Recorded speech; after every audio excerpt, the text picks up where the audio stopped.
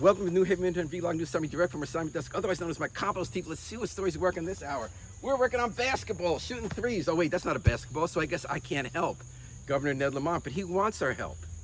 The governor wants to keep the Connecticut Sun in Connecticut, but its owner wants to move him to Boston.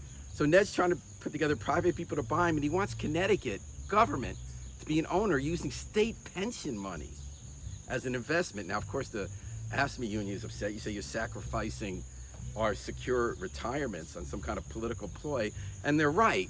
I mean, Ned offered some really bogus argument about the value of the sun going up so much in the last 23 years, but he's comparing to when it was a startup. Here's my question. Why would a governor who built his career on making tough decisions rather than the politically easy decisions suddenly change course like this?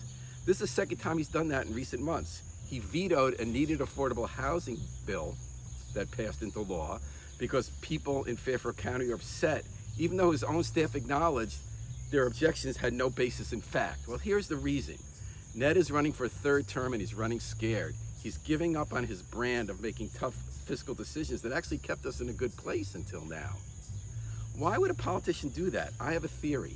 He's in his 70s, he doesn't want to leave. Elected officials who do good things in office suddenly believe at a certain point they are so important, their staying in office is what we need in hard times, that justifies making not just compromises, but dishonest sellouts of what they really believe.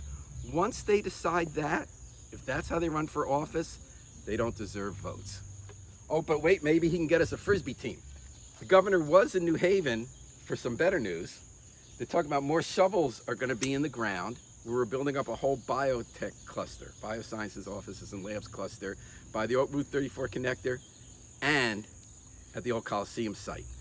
Ned's committed $50.5 million more for investments in all sorts of ways of building up that sector. And bridge financing to bring back to life a separate bioscience tower that was going to be built on the old New Haven Coliseum site.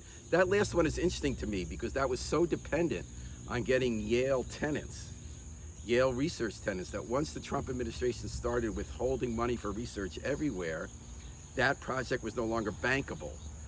I understand the state investing in infrastructure, making roads better, clearing out space to build by doing environmental remediation, but if they have to do bridge financing because the market might not be there, I think it might be worth a second look. A lot of people pulled out their remote last week to watch Jimmy Kimmel come back on air for his late night talk show after ABC had canned it under pressure from the Trump administration because they can't take a joke. They can't take someone criticizing the president. Well, Kimmel came back on many of ABC's stations last week, except not New Haven's Channel 8. About a fifth, a little more, of ABC stations are owned by two right-wing groups, Sinclair and Nexstar, that cozy favor with MAGA. So they kept him off the air longer. That was a gift to Kimmel. Do you know that more than 6 million people tuned into him on ABC his first night back? More than 20 million more on social media. Now Nexstar has brought him back. You're going to be able to watch him again. And I think people are not going to turn on the remote, because the truth was, until Donald Trump gave Kimmel his gift by censoring him, people weren't watching him anymore. People aren't watching the late night comedian hosts. It's not a knock on them. It's an outdated mode of entertainment. So I think, unfortunately, now that Kimmel's back on, people won't watch. Here's my well-worn copy of Words That Made American History Famous. Matter of fact, we're even using the cover, because we have a chance this week in New Haven to enter that book with great debates. You know, you had the Lincoln Douglas debates in Illinois in 1858. You had William F. Buckley against James Baldwin, that great debate in Oxford. You'd had the Nixon-Kennedy debate, kind of made history in 1960.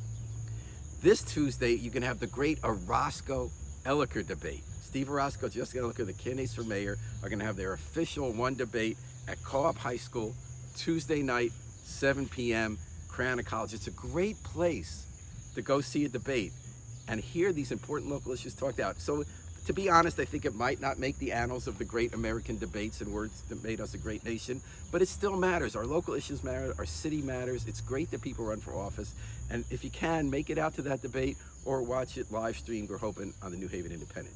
Until next time, this is New Haven Independent Vlog News Summary. Remember, always pick up and recycle our trash while we still can.